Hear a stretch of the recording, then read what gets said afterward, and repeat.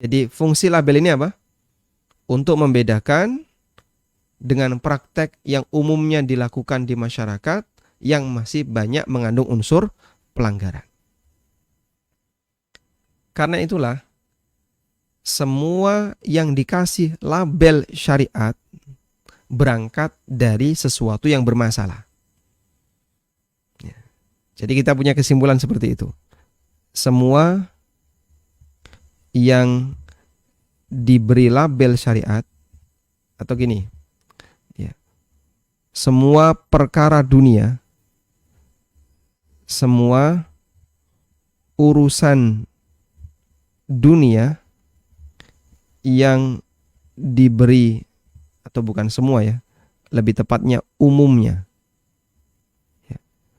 Umumnya urusan dunia yang diberi label syariat, apa tadi Pak? Berangkat dari kondisi bermasalah. Karena dia bermasalah. Makanya untuk menghilangkan kesan masalah itu, untuk menghilangkan kesan masalah, dikasihlah label syariat. Contohnya apa Pak? Bank syariat. Ini untuk apa? Untuk menghilangkan kesan apa? Riba. Contoh yang lain, asuransi syariat. Ini tujuannya apa? Menghilangkan kesan goror. Menghilangkan kesan goror. Contoh yang lain apa? Hotel syariat. Label ini tujuannya apa? Untuk menghilangkan kesan apa? Maksiat. Bahwasanya di hotel ini tidak ada praktek maksiat. Dan seterusnya. Nah, termasuk juga ekonomi syariat. Label ini fungsinya apa? Untuk menghilangkan kesan praktek bermasalah. Praktek riba dan seterusnya yang terlarang dalam syariat.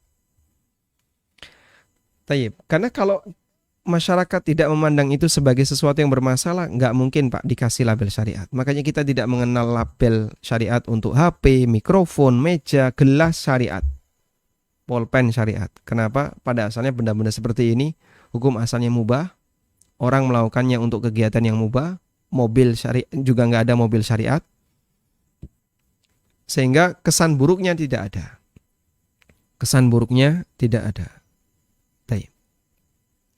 Dari sinilah kita bisa mengambil pelajaran ya tentang makna kata disyariatkan. Makna kata disyariatkan. Satu, untuk urusan ibadah, makna ibadah yang disyariatkan artinya apa? Yang diajarkan syariat. Yang kedua, untuk urusan dunia, maka makna yang disyariatkan artinya adalah yang apa? Bebas dari pelanggaran. Bebas dari pelanggaran syariat. Maka kalau Bapak Ibu membaca buku ya, kemudian di buku itu ada kalimat akad ini disyariatkan dalam Islam. Maksudnya adalah akad ini termasuk akad yang bebas dari pelanggaran syariat. Ya.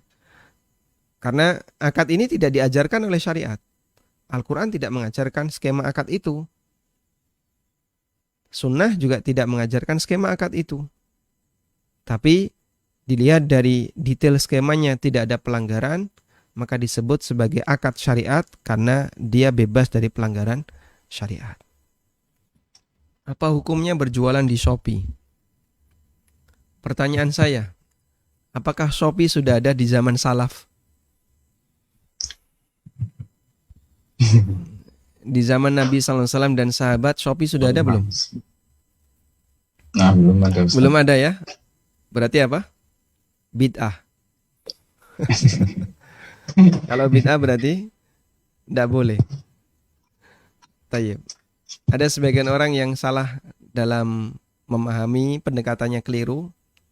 Jadinya dia keliru dalam prakteknya. Apa hukum jual beli di Shopee? Ya, kita kalau pakai kaidah umum, hukum asal muamalah adalah mubah selama tidak ada unsur pelanggaran aturan, baik aturan syariat maupun aturan negara.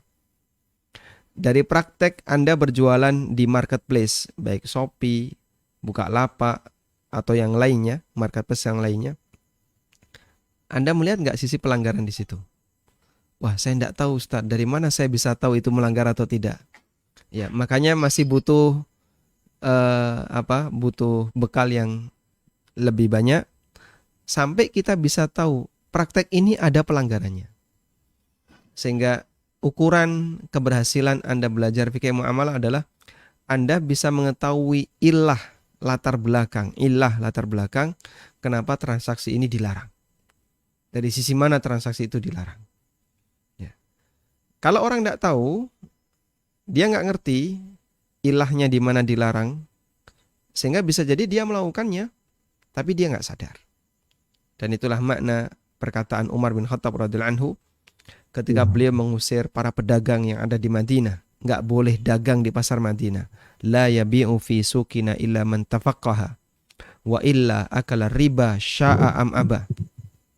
Nggak boleh jual beli di pasar kami kecuali orang yang paham fikihnya. Karena kalau tidak dia akan makan riba, sadar maupun tidak sadar. Ali bin Abi Thalib juga pernah berpesan dengan yang semisal, manittajara qabla ayyatafaqqaha irtatama fir riba thumma irtatam. Siapa yang berdagang sementara dia belum memahami fikihnya, maka dia akan terjerumus ke dalam riba, semakin terjerumus dan semakin terjerumus. Hal yang ma'ruf, setiap orang ketika bermuamalah tapi dia nggak ngerti fikihnya, sangat rentan dengan potensi bahaya. Nah, terus dari mana kita bisa tahu dalam dunia transaksi online ini sudah bebas dari hal yang terlarang ataukah tidak? Ya, butuh bekal lebih banyak. Sehingga kalau pertanyaan Anda sifatnya umum, bagaimana jualan di Shopee atau di marketplace? Ya jawabannya jawaban umum ya. Hukum asal muamalah adalah mubah, kecuali yang bertentangan atau melanggar aturan syariat. Wallahu a'lam. Baik. Kalau Anda melakukan praktek jual beli normal, beli sesuatu dengan cara bayar lalu Anda mendapatkan barang itu. Sehingga Anda lakukan dengan cara sangat sederhana, konvensional, baik di pasar, di toko maupun yang lainnya. Maka Anda bisa yakin ini tidak ada riba, tidak ada gharar, tidak ada hal yang terlarang, saya transaksi saling ridho. Insya Allah sah. Insya Allah dalam hal ini sah. Tapi kalau Anda terlibat dalam skema akad yang agak rumit, ada banyak tahapan, ada banyak stakeholder yang terlibat, ada banyak model-model transaksi yang dilakukan, sehingga transaksi itu murakkabah, transaksi yang bertingkat. Lalu jadi sebuah skema, satu kesatuan skema. Maka yang seperti ini, kalau misalnya kita tidak ngerti, kita sangat sarankan coba ditanyakan kepada yang paham. Fas'alu ahla dzikri in kuntum la ta'lamun. Bertanyalah kepada orang yang berilmu kalau kalian tidak mengetahui. Sehingga Anda bisa konsultasi kepada ustadz yang menurut Anda paham tentang fikih muamalah. Sampaikan ke Ustadz Irwandi atau Ustadz Arifin Badri atau Ustadz Abdullah Rai. Sampaikan kalau skema kayak gini boleh ataukah tidak.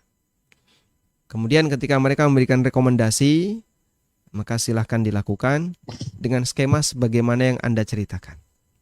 Wallahu a'lam. Apa hukum memberikan label syariat untuk urusan dunia? Hukumnya boleh atau tidak?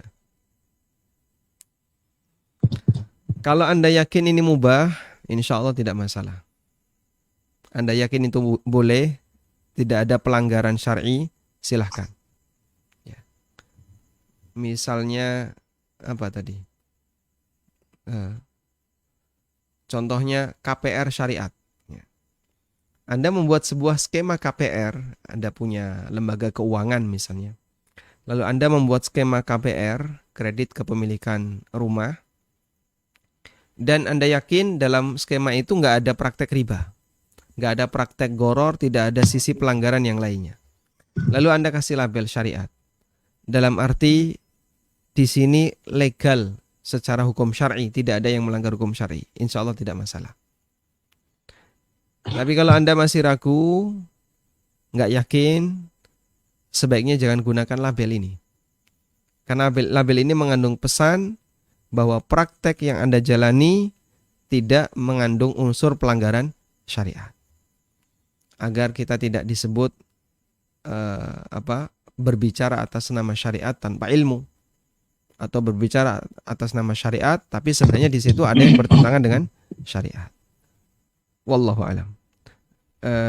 Sekali lagi semoga para peserta di kajian ini yang tergabung melalui Zoom maupun yang ikut melalui online di ANB Channel bisa bersabar dalam belajar fikih muamalah, karena perjalanan kita masih panjang dan para ulama membahas ini juga butuh waktu yang lama, sehingga di sesi kali ini kita baru belajar tentang pengantarnya saja, pengantar memahami muamalah secara umum, dan insya Allah di kesempatan berikutnya nanti kita akan mengenal tentang masalah akad dan beberapa turunannya. Semoga Anda bisa bersabar. Wassallallahu ala nabiyyina Muhammadin wa ala alihi wa sahbihi wa sallam. Wa akhiru da'wana anil hamdulillahi rabbil alamin. Subhanakallahumma wa bihamdika asyhadu an la ilaha illa anta astaghfiruka wa atubu ilaik. Wassalamualaikum warahmatullahi wabarakatuh.